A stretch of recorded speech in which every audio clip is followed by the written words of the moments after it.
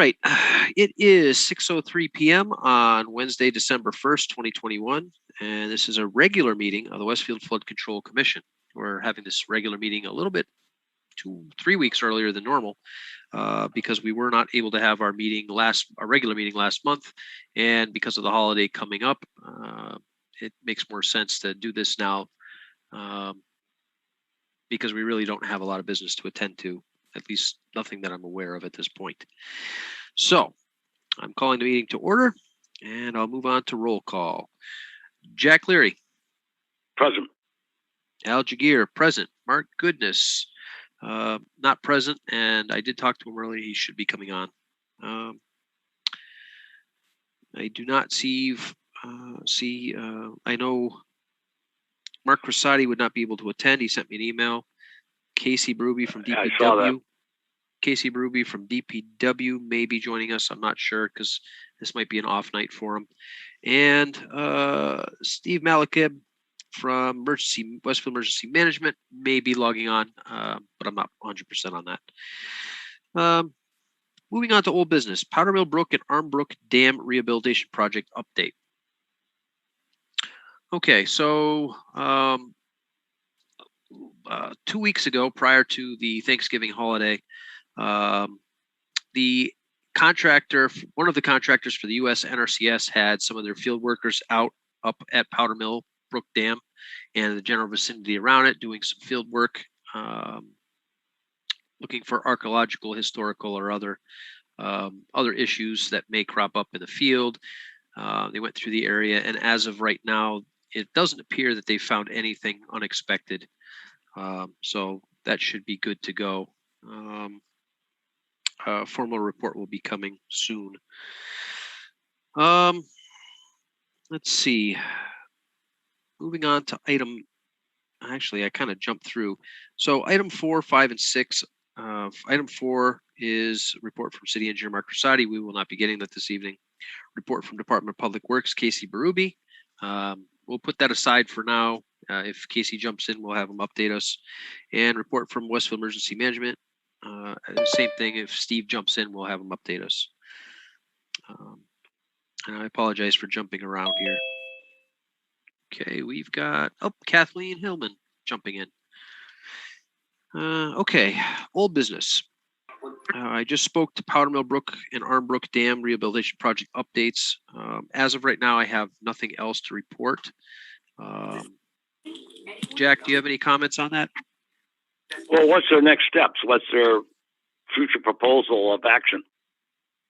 I think pretty much at this point, NRCS is doing a lot of housekeeping, if you will, around the periphery, and the city needs to kind of do some of the work that it needs to do to start to procure the lands around there. We're in that. And what's that status? Are they procuring them? Are they in the early stages of it, or is that something that's been put off for a while? As of this point, Jack, I did send that letter to the city council and Mayor Humison, asking to put money aside and get that process started. But as of this time, I don't believe anything is going forward.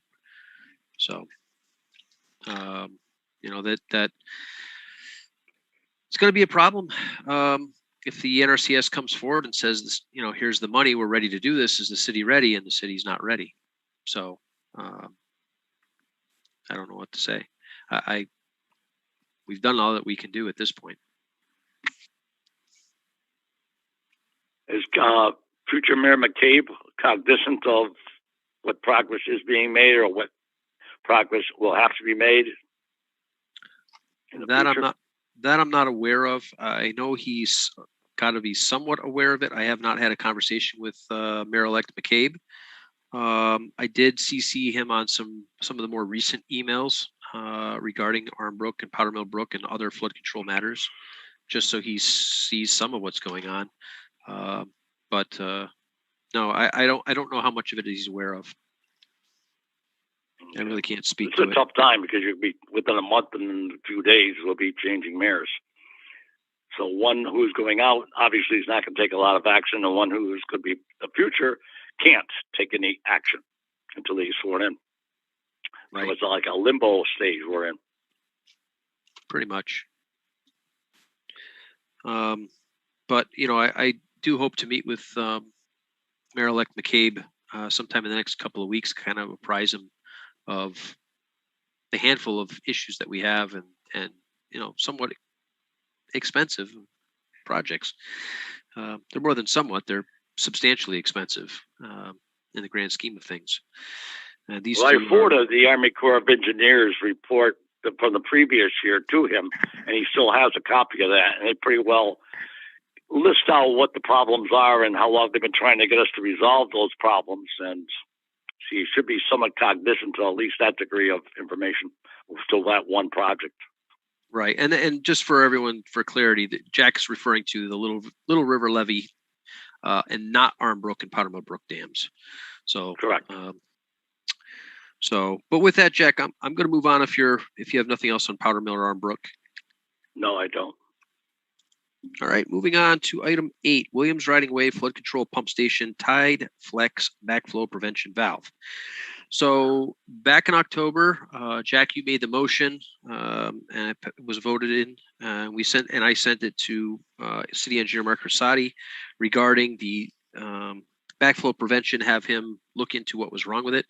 Mark Rosati did respond Monday, and I will read his email. Give me 1 second to get my tablet to wake up here.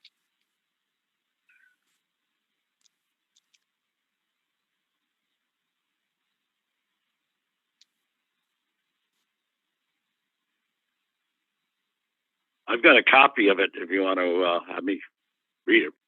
No, I've got it right here. I just got to pull it up. Okay. It just takes a second because my tablet went to sleep and it's got to literally wake itself up. Let's see. Here we go.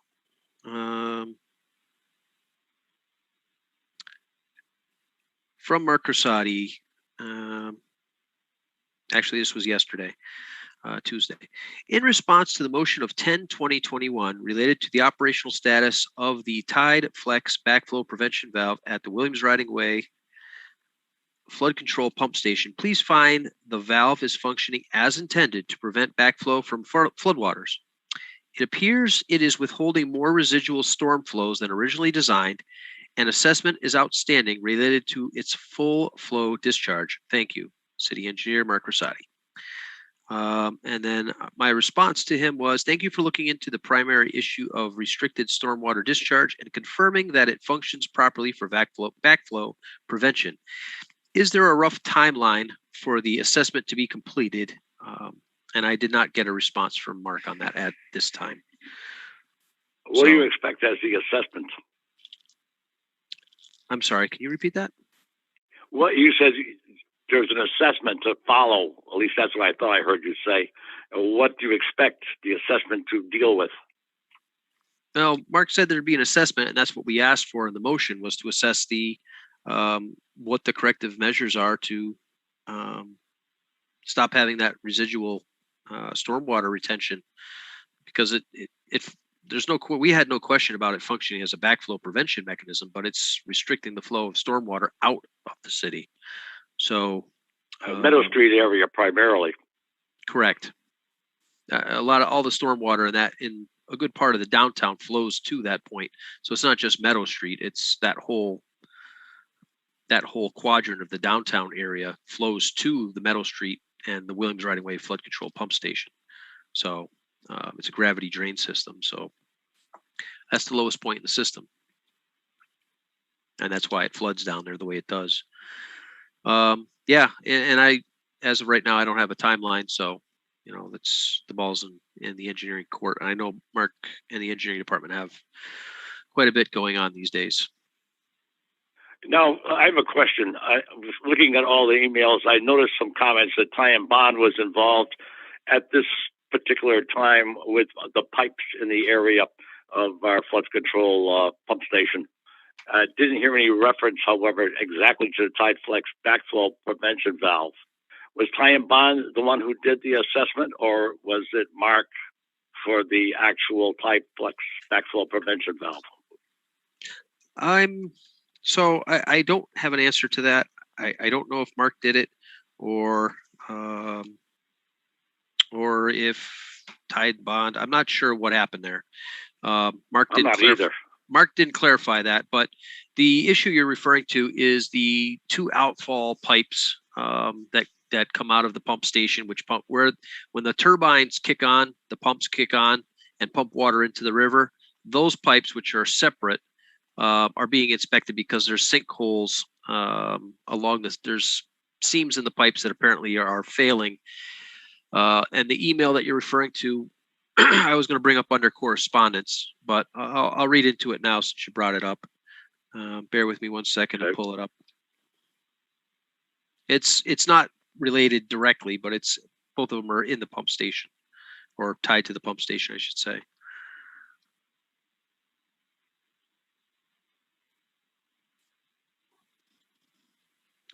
Where's that email?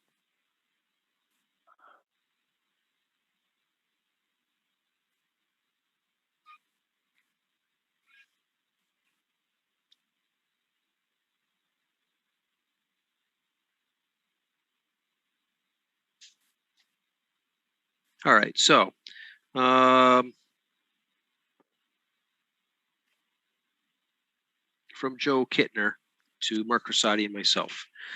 Representatives from Ty and Bond and the Industrial Safety and Rescue entered the flood control outlet pipe on Williams Riding Way early this morning. Unfortunately, the oxygen level dropped to an unsafe level approximately 450 feet from the river outlet, and the inspection was abandoned. An official report from Ty and Bond will be forthcoming. Ty and Bond will also be reaching out regarding the next steps. Respectfully, Joe Kittner, Westfield DPW. So that's the other issue. So the Ty and Bond was contracted by engineering to look at the outfall pipes because of these sinkholes on the Wheelgus property above these pipes. So we have a right of way that goes through. It's a distinctly different situation from the Tide Flex backflow prevention valves? Yep, that's correct. Okay. So then Mark must have done that inspection. How do they come to the conclusion? It appears that it is withholding more residual storm flows than the original design, and assessment is outstanding related to the full flow discharge.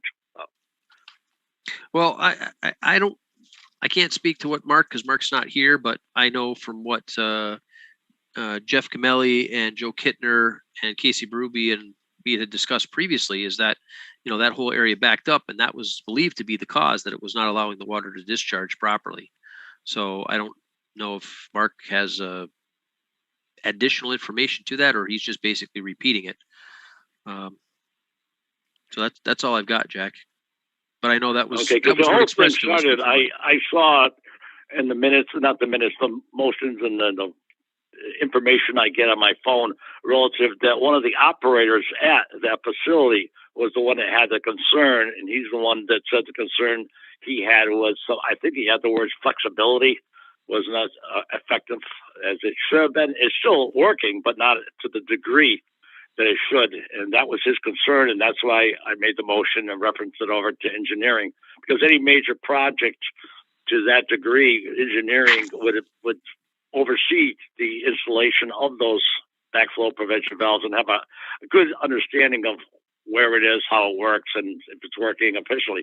I'm just curious how it appears, what information they got to come to the conclusion. I'll quote, it appears it is withholding more residual storm flow than originally designed.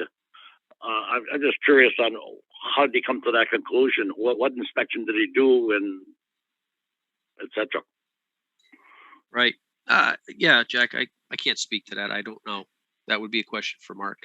But I see your point, and Mark didn't give. He must have done some type of an investigation to come to that conclusion. I'm just wondering what he found there that brought him to that conclusion. And it's something in case somebody asks me, well, why? And I go, I don't know. I'm asking the question now, so I will know. Right. No, I'm right there with you, Jack. I wish I had the answer for you. Now, the person, the operator who originally put the email to our commission, has he been contacted to let him know the progress? Right, that's Jeff Camelli. Yes, he's in on this email chain. So he's in, and he has any concerns that he voiced with you, or is he satisfied? Or Nope. The only communication I had was what I read to you from Mark Cressati. So I don't know where it stands beyond that, Jack. I don't have those answers. I had no further I had no further communication from Jeff Camelli on it. Again, this email was from the other day, so and that's what Mark sent to me, and that's what I forwarded out to you.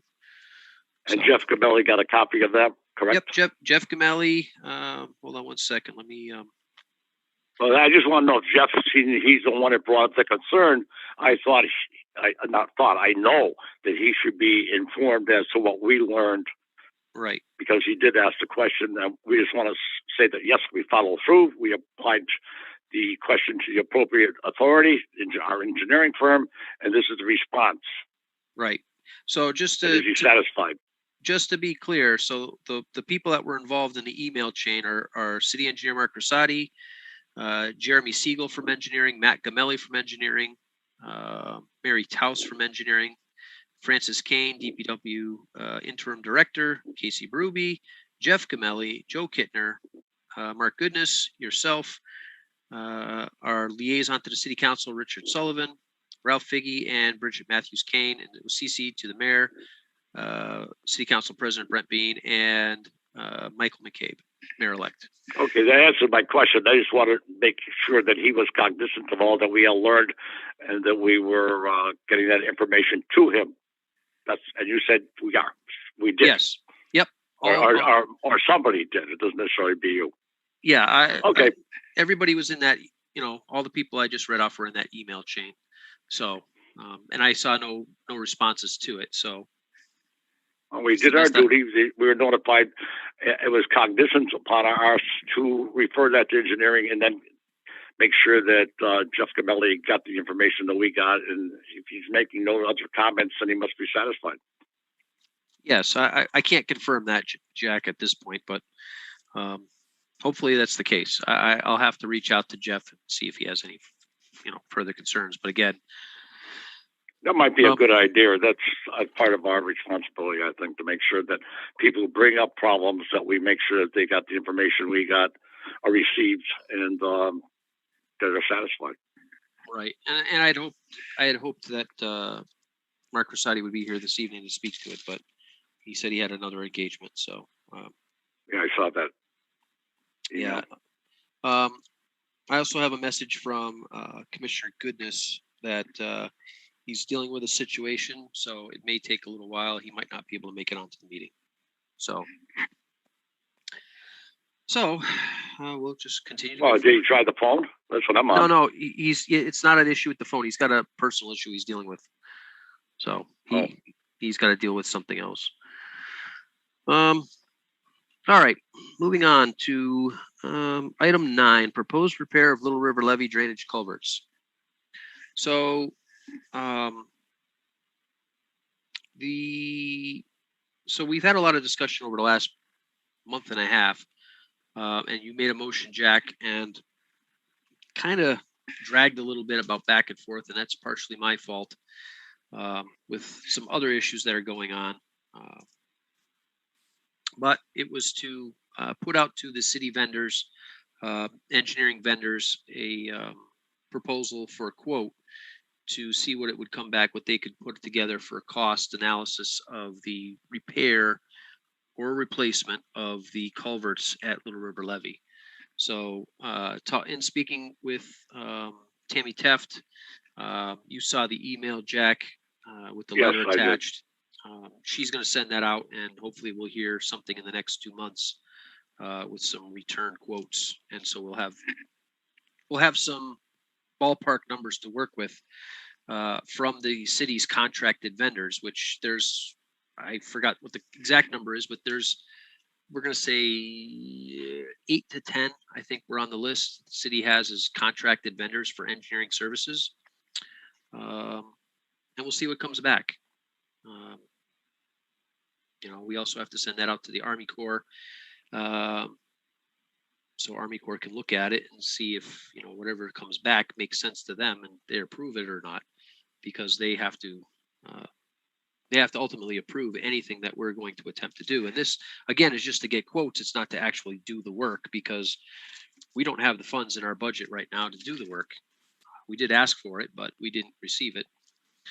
So we're kind of strapped.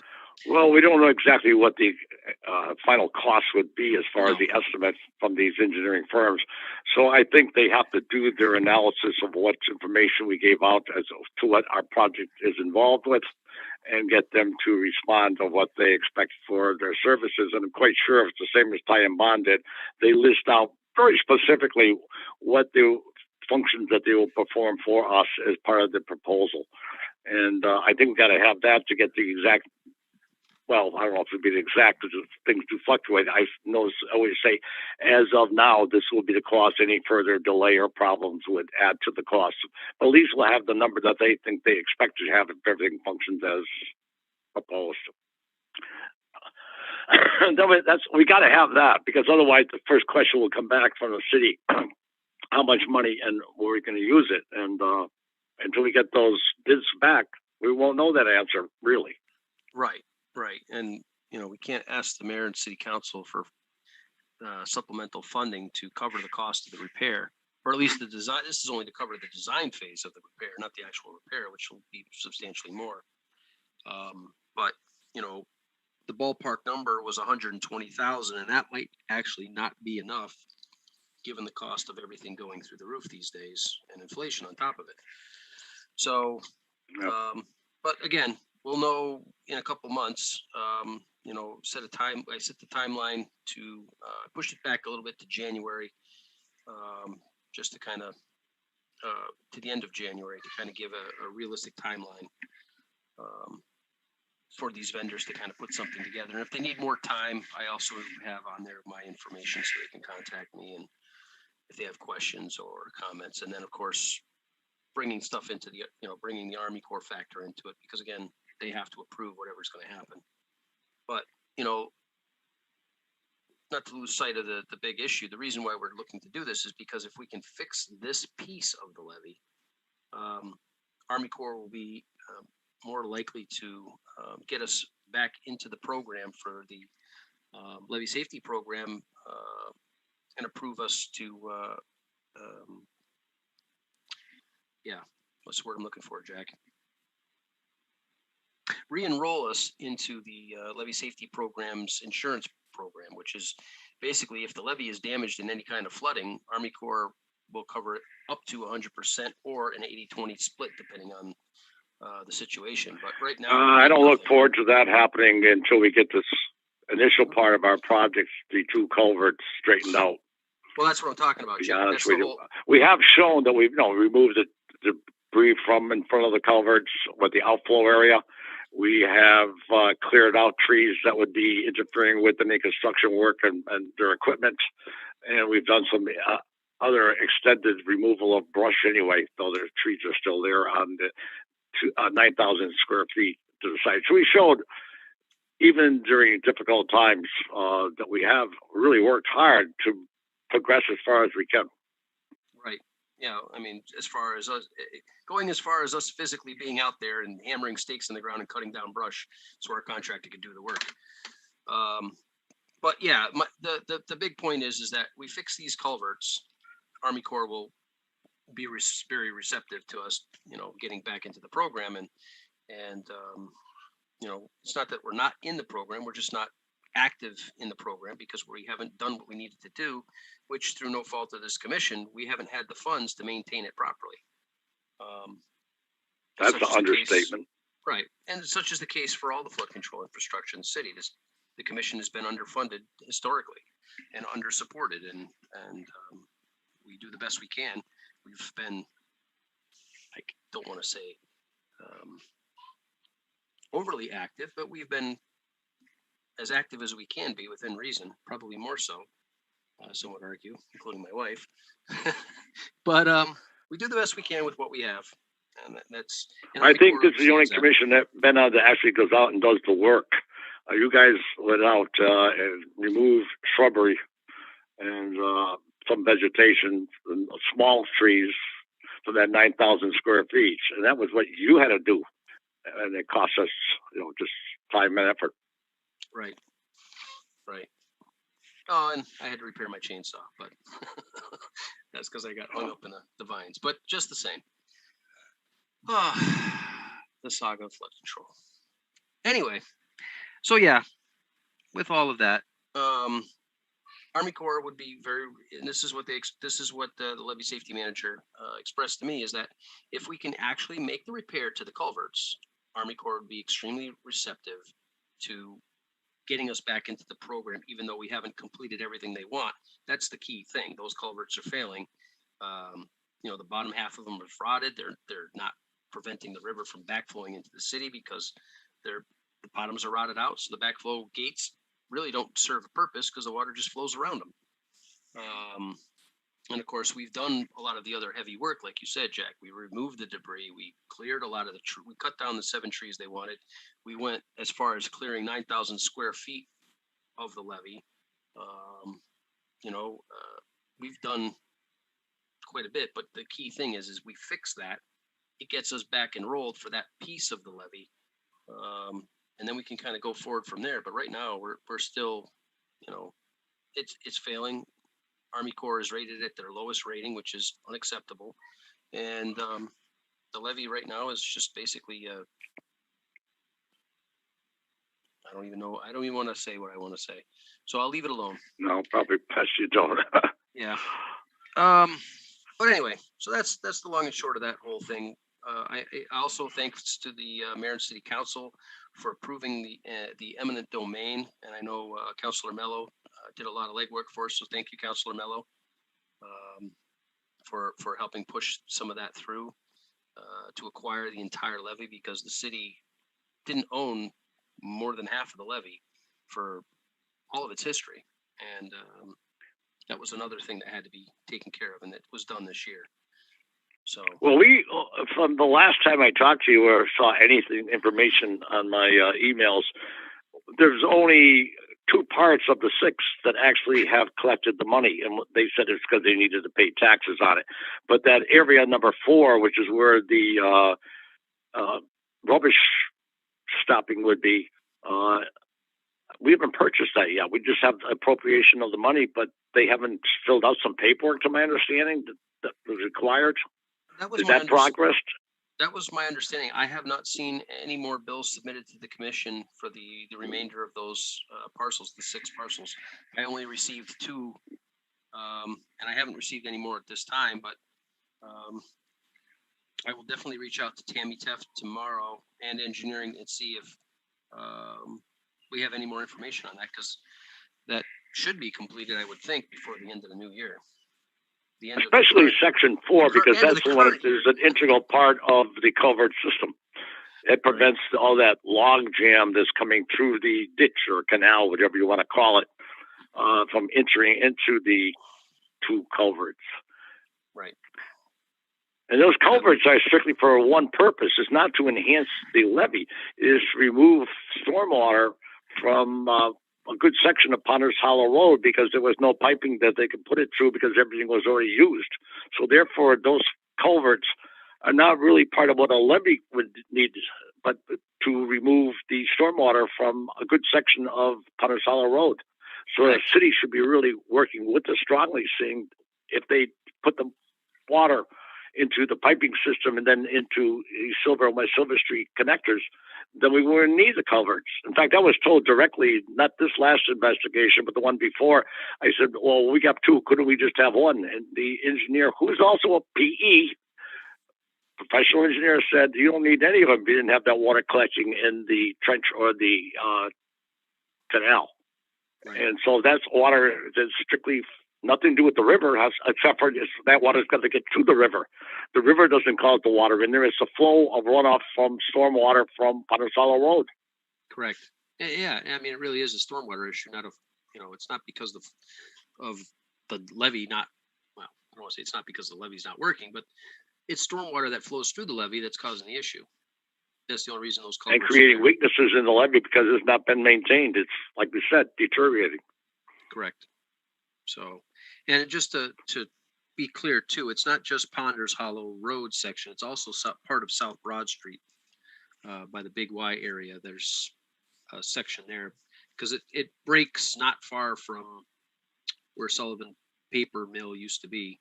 Right around there is the break of where South Broad, for whatever reason, suddenly turns into Ponders Hollow Road.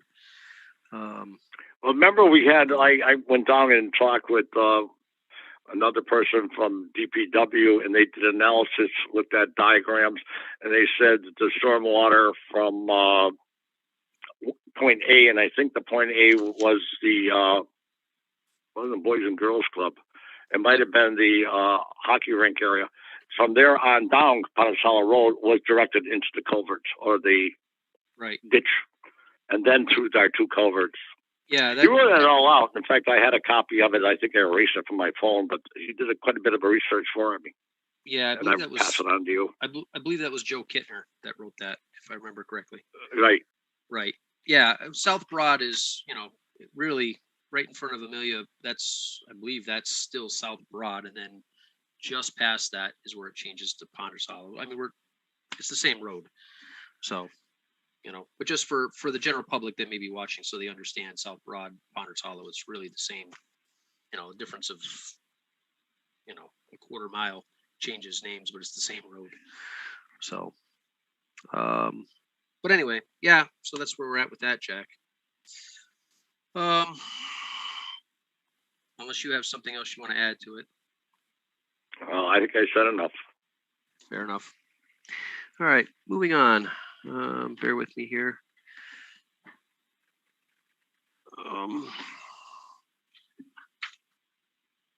New business. Annual report of the Westfield Flood Control Commission 2021-2022. So it's that time of year I have to start compiling the annual report of the Westfield Flood Control Commission. What's going to be in this mainly is going to be some of the February report to Army Corps that we have to send out 2 reports to Army Corps, one in the winter and one in the fall, late summer, early fall. So it's typically like a January, February, and September, August, September timeline. The Army Corps likes to get these reports, and we did submit both of them. I know in our annual inspection report from Army Corps, it stated that we did not submit reports, but we did, and they did issue a correction following that. It was a typo on their part, but the annual report will include parts of that February report to Army Corps. Also, the report that I put together regarding the 2 tropical systems that we had in the fall with flooding, the flash flooding event as well over the summer. And the fall report to Army Corps, those are going to comprise the majority of the report. There'll be some boilerplate stuff in there. But I don't see anything additional at this point that we'll need to add other than just trying to make it all fit. So unless there's something else, Jack, that you think we should add. I think you have a couple. Well, you've done this a few times. You're pretty cognizant of what is required, and you seem to have, met those standards. Right. I'd like to try to have this report, and this is, again, it's on my shoulders, but I'm going to try to have this report done before the end of January. That way it'll coincide with these reports or the quotes on the Little River Levee repair design quotes,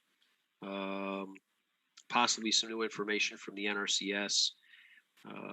We also are expecting new information from FEMA regarding the new flood maps that'll be coming out, their 2.0 flood mapping system, which should open some eyes to people who live in the floodplain regarding their insurance rates.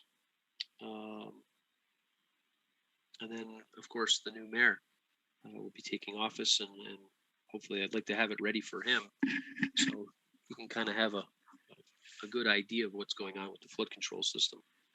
And then we're also heading into budget season, surprisingly enough. So I'd like I'd like to have all this stuff together for the mayor and the city council, and just try to have a nice, neat package for September, I wish, for January. So I put that on my shoulders. But if there's anything specific, Jack, that you think I should add, and obviously I'll be sending you the draft report. Let me know. Okay. The only other caveat that I have is our situation with appointments. This evening, Mark Goodness has already officially tendered his resignation with the mayor due to some health concerns. And that leaves just you and I, Jack, and we don't constitute a quorum because we're a commission of 5. The mayor hasn't appointed. We have had 4 applications to the Flood Control Commission since the spring. Kathleen Hillman was one of those, and Kathleen is now on the school board, so that kind of invalidated. Congratulations, Kathleen.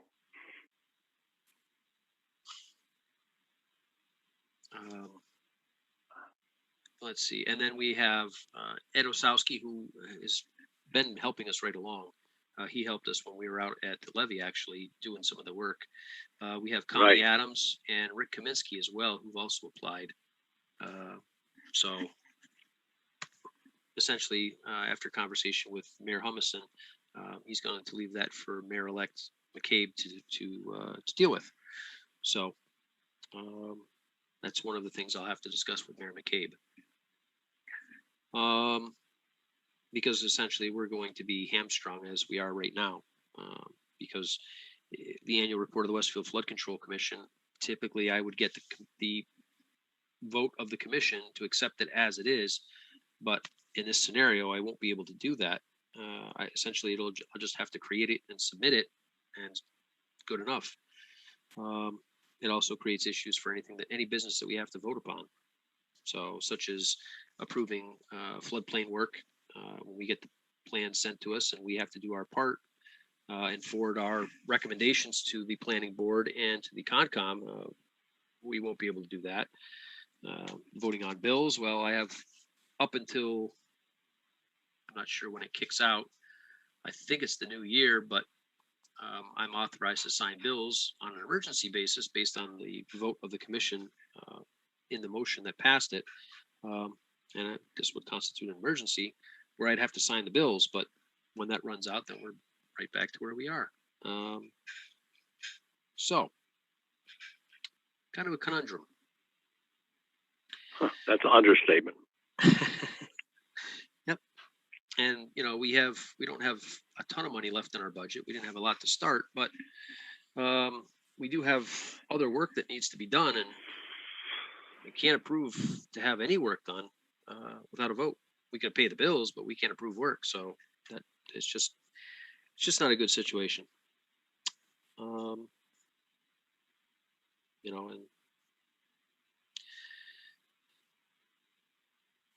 I'm going to move on to our bills. As of right now, I have no bills, although last month I did sign for the Westfield Gas and Electric bill for Williams Riding Way for $165. I signed that bill based on the emergency situation with Mark Goodness not being able to make the meeting and constitute a quorum.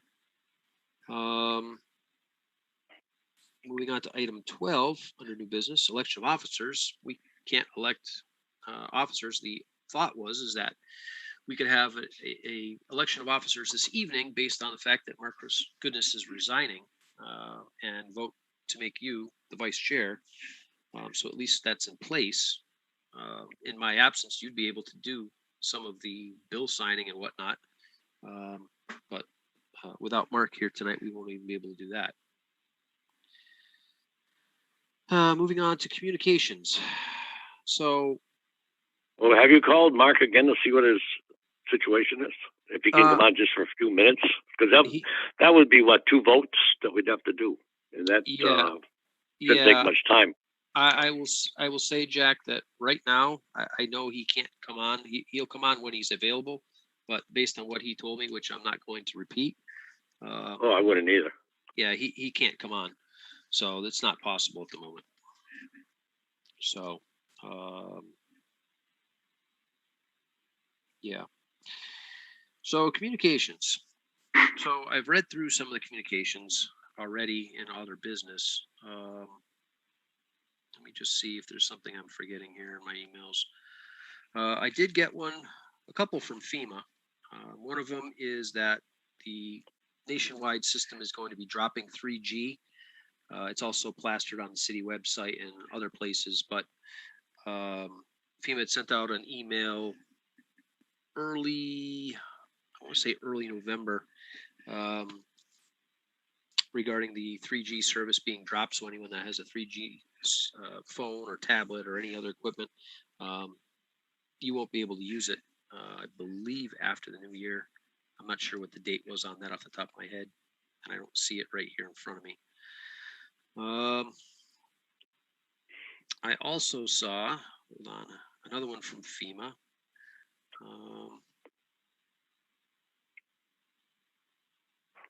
Bear with me one second while I find it.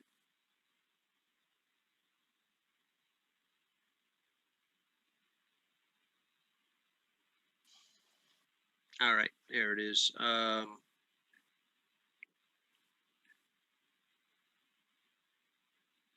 So it's FEMA's been having a lot of seminars regarding risk rating 2.0, which is part of their new flood maps. FEMA is updating the National Flood Insurance Program's risk rating through the implementation of a new pricing methodology called Risk Rating 2.0, Equity in Action. The methodology leverages industry best practices and cutting-edge technology to enable FEMA to deliver rates that are actuary. I don't know what this, they have it spelled weird. Well, rates that are sound, we'll put it that way, equitable and easier to understand and better reflect a property's flood risk. These webinars bring agents to the latest information on how and when risk rating 2.0 will be implemented. And when they're saying agents, they're referring to insurance agents. They will also discuss the following key topics. What is risk rating 2.0, equity in action? What led this to NFIP transformation? The NFIP today, what is changing, what is not changing, and the transition of current policies. So just so everyone understands, the vast majority of national flood insurance policies are backed up by FEMA. So they're done through the National Flood Insurance Program or plan, depending on which terminology you want to use. The NFIP, which is something that I've spoken to many times.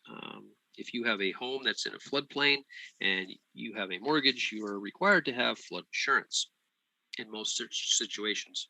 Most banks will not give you a loan, especially if it's HUD backed, unless you have the flood insurance. These are fairly expensive, and some of the costs look like they're going to go down for some people, and costs will obviously go up for others that are in more high risk areas. I do not have the details to that. FEMA was supposed to send out the new maps for Westfield back over the summer. Prior to that, it was actually supposed to come out last February, and because of COVID, it's been dragging on and on and on. They'd given us another timeline. I think it was supposed to be before Thanksgiving, and that's now been shifted into the new year. So we'll have more ideas about the flood maps sometime after the new year. I don't know how much longer it's going to go. But yeah, I mean, these are serious issues, and our flood control infrastructure is accredited, most of it, not all of it, but most of it's accredited, and that accreditation through FEMA is what lowers your insurance rates artificially. So if the flood infrastructure is in good shape and it's accredited because it's able to do what it's supposed to do and designed to do, if you live in the area that's protected by it, your flood insurance either goes down or goes to zero. In the event that you have a flood control structure that is either not accredited or not sufficient and is decredited, you lose that discount on your flood insurance. So currently all of our flood control infrastructure is accredited, but one component is not, and that is Little River Levee. If Little River Levee is fully repaired and brought up to standards and accredited by FEMA, and of course approved by Army Corps before that FEMA accreditation, everyone that's in that flood zone area along Ponders Hollow Road, South Broad, and areas beyond, such as Amelia School, Playground, the school over there, the Boys and Girls Club, the Industrial Park, Big Y, that whole area, their insurance rates will drop significantly. Flood insurance rates. If that's a big if they fix the Little River levee, that's a long-term project. It is. Most of it looks like a path through the woods, only 550 feet.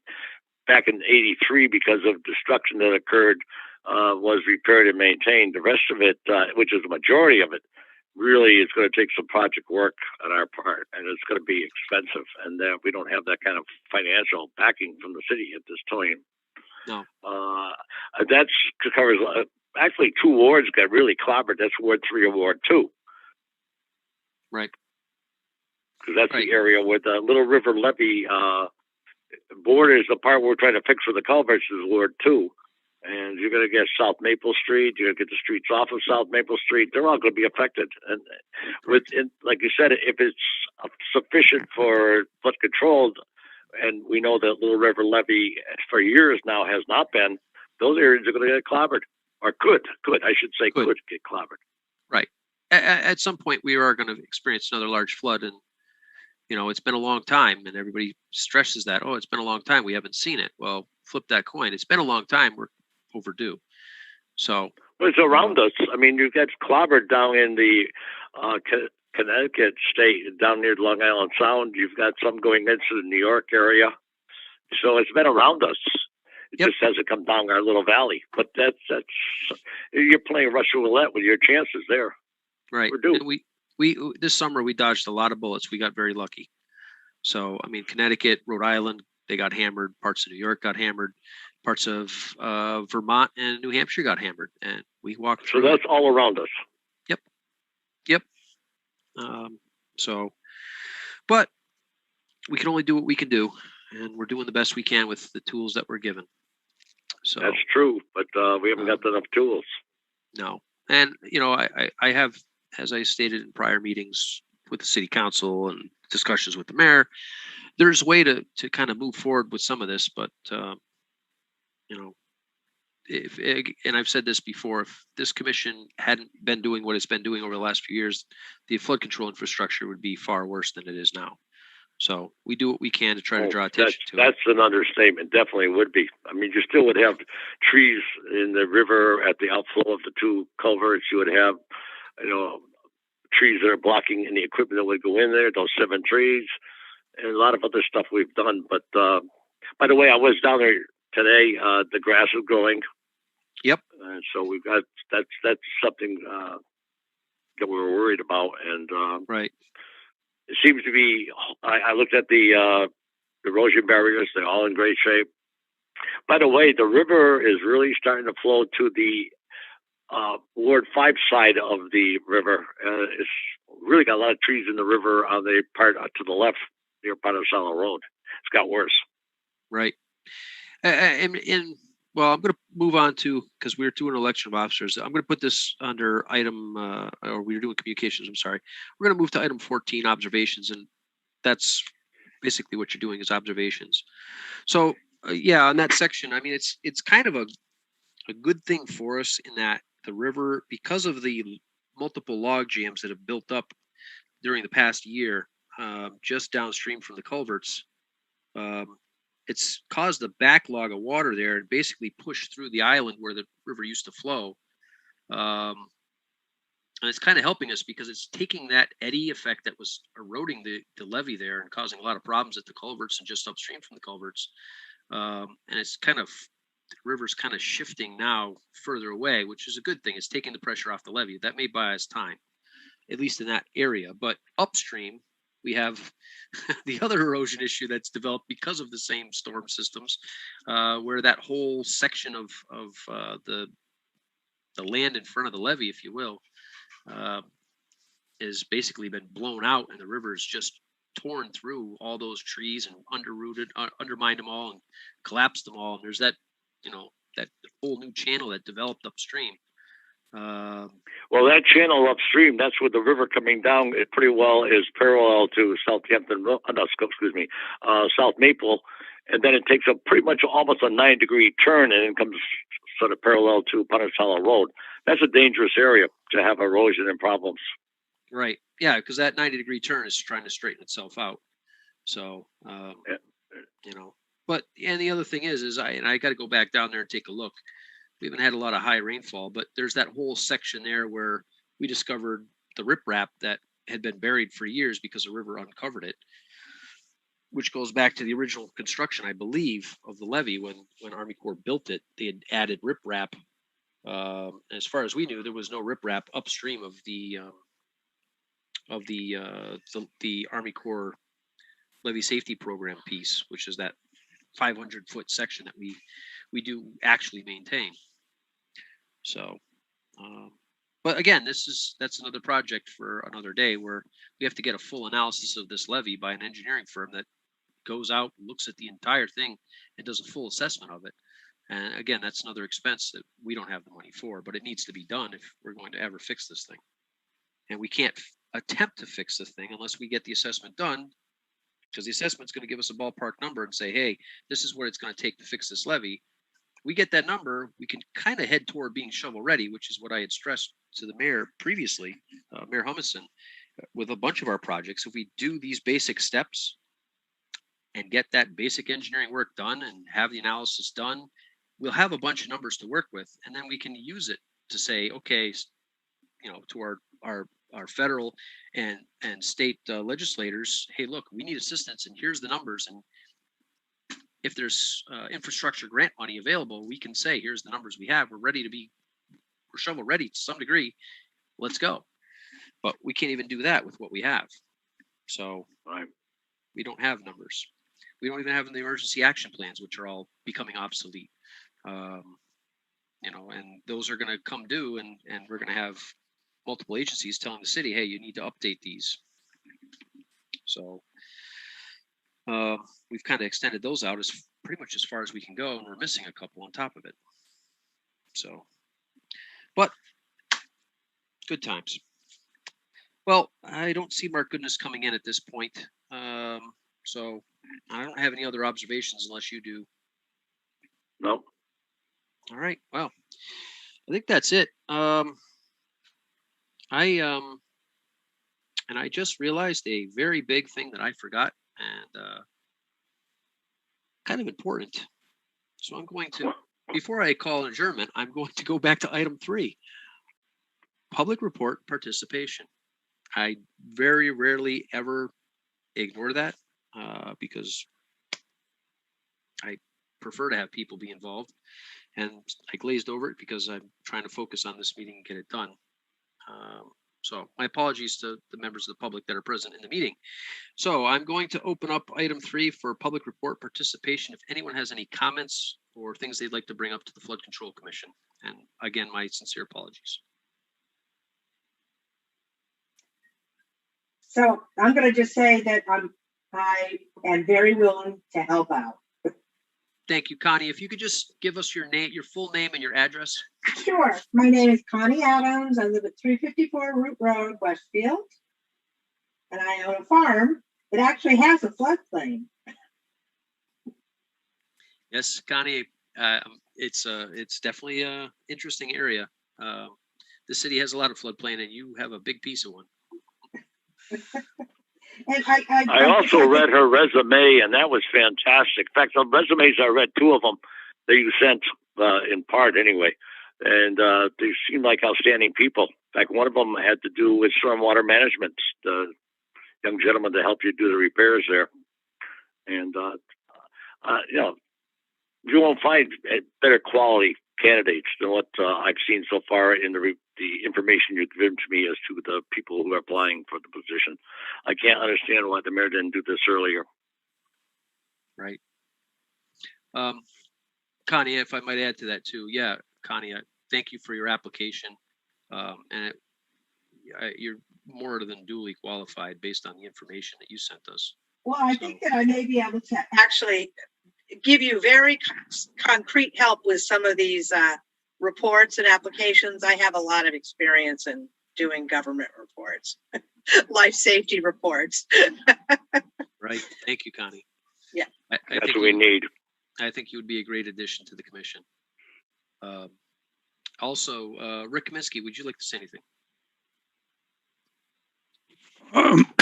Well, once again, I've heard a lot of stuff that's really bothered me, and I'd really like to get involved, and I hope that Mike McCabe will do something to make that happen. And I thank you for inviting me here. Thank you, Rick. And you're also you're very overly qualified for this commission. Well, I have more experience in other engineering fields, but I do have some education in hydraulics and drainage. Oddly enough, and this is the most bizarre thing in the world, when I took the final exam for my hydraulics and drainage course, one of the things that we had to do was design a culvert. And that's a complicated process involving a topo map. And it usually takes 10 or 15 minutes to figure the topo map out. And the professor was handing out the topo map first, and then he came around and handed out the exam. And when he got to me, he stood there and just stared at me because I had already completed the topo map portion. Because, well, he asked me how I did that. And I said, well, I did this exact culvert for practice last night. It's down the street from me. And oddly enough, it's the culvert on City View Road. Ooh. That's a touchy one. But see, Jack's Brook, the first, I don't know, like 1,400 feet of it or so is in my backyard.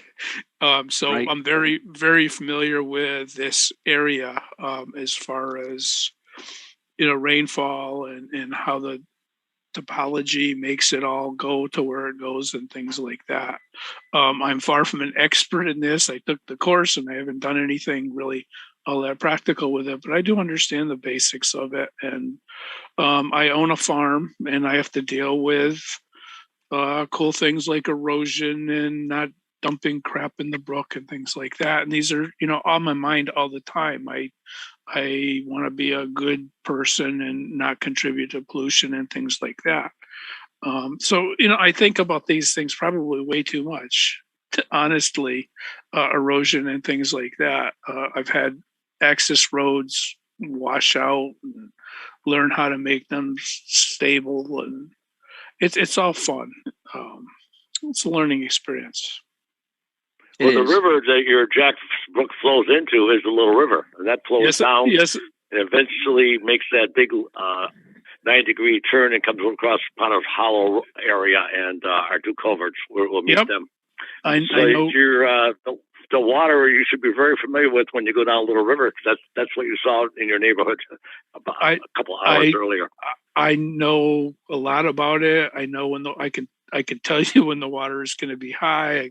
I've been watching Jack's Brook for 35 years now, so I just from experience I can tell you a lot about it. Last couple of years have been weird though. We've had I have a weather station that feeds Weather Underground, and we've had a lot of rain. It's not normal the last couple of years. True. Kind of. Do you know the Petoniacs by any chance? I know who they are. I knew a Petoniac, but probably not the one that you're talking about. But I think I know where they live. They live on that road. In fact, Jack's Brook is right adjacent to their property, because that's where I caught my first trout, a little one. Okay. Trout. Yep, I know where they are.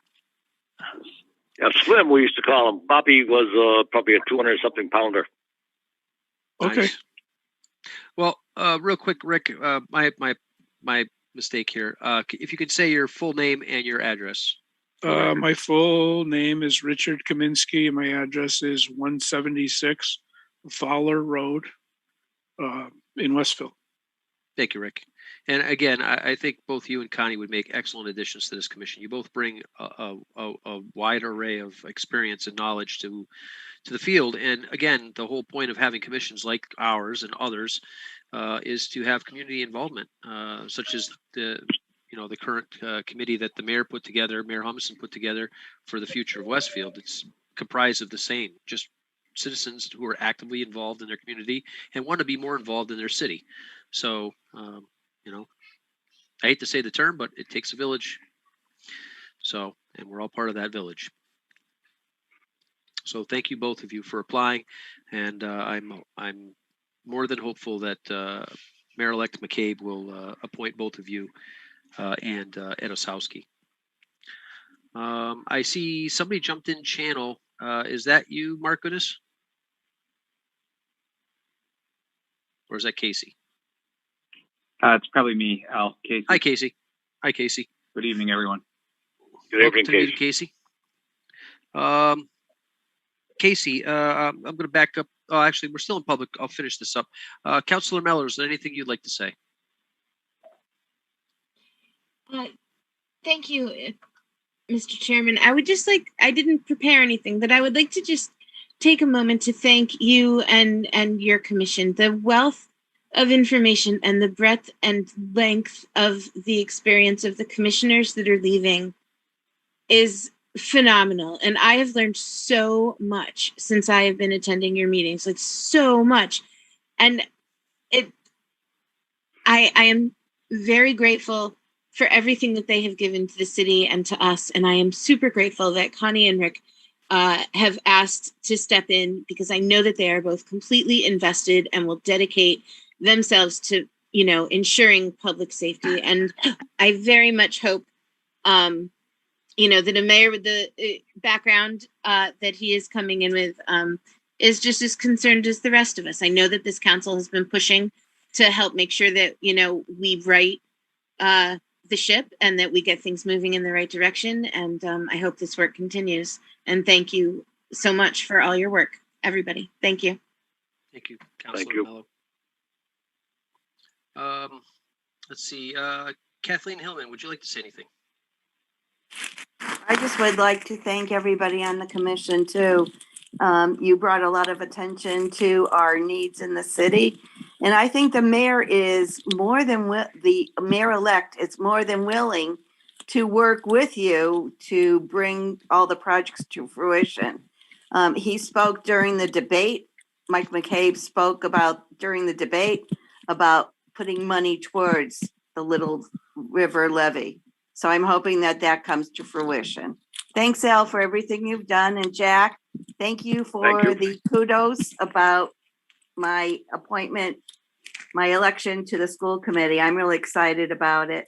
And Rick and Connie, I think you guys are, you lady and gentlemen will do a fine job of representing. Thank you, everybody. Thank you. Thank you, Kathleen. Okay, so moving back up the list, and just to bring you up to speed, Casey. So we've kind of worked through most of, well, all of the items of the meeting. Mark Goodness had a last minute issue that he's trying to deal with, a personal thing. We were hoping he would come on so we'd have constitute a quorum. We don't have a lot of business to do, but as you may have seen in my prior email, this meeting is our regular meeting, so I'm not expecting to have another meeting this month. But I was hoping to do a little housekeeping at this meeting just to kind of tidy up until we get into the new year. But with that, I will go back to item. Let's see, who do we lose? Oh, we lost Kathy Hillman. Okay. I will go back to item 5, report from the Department of Public Works, Casey Berube. Casey, you have the floor. Hi, good evening, everyone. Sorry I'm late to the meeting here. Nothing to report at this time. I'm sure you probably covered the outfall inspection with Williams Riding Way. Yes. So, okay, but beyond that, I have nothing further to add at this point. Okay.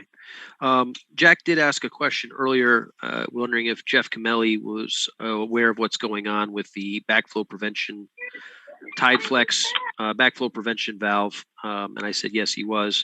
Have you had any further discussion with him since Mark Rosati's email? No, I've not. I've been away from the office this week. Okay, understandable. But I can follow up with him tomorrow. Okay. All right. Yeah, I was going to shoot him an email myself and just see what, if there's anything else he'd like us to kind of try to push on or questions he might Well, have. I thought that was important that he's the one that made us cognizant that it might be a situation. He didn't say there was, but he said it might be, and we should look into it. And we did take all the appropriate action that we were able to take, communicating with Mark Crissati, etc. And I thought it was only respectful that he be cognizant of all that we learned, and thank him for his alerting us that an issue that might have. And he used the word, might, but the emphasis was on might be a situation we want to look into. So I thought when somebody brings up an issue, we should make sure that they are cognizant of all that we learned and, get any input that they want to add. Right. And Jeff has done a great job of keeping us in the loop with issues as they crop up or as he becomes aware of them. As of you, Casey, you've been Casey does a great job. Yeah, Casey, you've been a huge help to this commission right along. So again, thank you for everything you've done to help this commission over the years. Just like the rest of you, just trying to do my part. And the grass is growing, Casey. I was down there today. The grass is growing. And I'm not sure if you're aware, but I guess the one other thing is the Conservation Commission is losing Meredith Bornstein. She's really pursuing other avenues. So Meredith is moving on, unfortunately, for the city. So, but she's was terrific to work with, and I think a nice asset. But we'll see how they fill her vacancy. But it was today. Actually, was her last day with the city. Oh wow! Are you serious? I wasn't aware of that. Yes. Oh wow, she was a great help. I communicated quite a few times with her, and she was very reasonable. And I know she was down there a couple of times. I asked her to look at stuff, and she was right down there and looked at it. That's not good to hear. She was great to work with. Yeah, she is. We wish her the best in her new in her endeavors moving forward. Hey, Al, can you write up something on behalf of the commission, thanking her for her guidance and when we ask questions and her ready accessibility to look at the levy and work with us, and thank her for her time and wish her all the luck in the future for whatever future endeavors she has. Yeah, I will definitely do that. Getting it that to her doesn't take a motion or a quorum to vote either. No, and that might be an issue of me trying to get it to her. I will try to reach out. I have a couple ways of communicating with her. I'll try to reach out to her and see if I can get a hold of her, just so I can get it to her in some fashion. Well, she must have a secretary there that probably would have the contact information, and probably can get that through them if if I can't. Sources are not available. Right. So I'll get to work on that tonight. Casey, on that note, real quick, did Concom write off on the levy at this point? Do you know? I am not aware of that. We can check with her secretary. All right, thank you, Casey. Yeah, they have to come down and inspect it and check out things before they. And I think one of us has to be there with them to clarify and give us the final. Yeah, well, I know Meredith was down there with us, Casey and I, at one point, and I don't know if she gave us the all clear sign on it when she inspected it. I would think that would have to go before the commission too to get their final approval of any action she takes. And I haven't seen. I watched some of their last commission meeting, and I didn't hear anything. But I didn't watch the whole meeting, so I couldn't say they didn't at some point do that. But I think that was, in fact, at that point, I didn't know she was not going to be there. Right. Well, all right. Well, Casey, we'll look into that, and Casey, just shoot me an email or a text. Either way, let me know what happened with that, and other than that, we'll just have to wait until Concom has another coordinator to review it, I guess. Okay, yeah.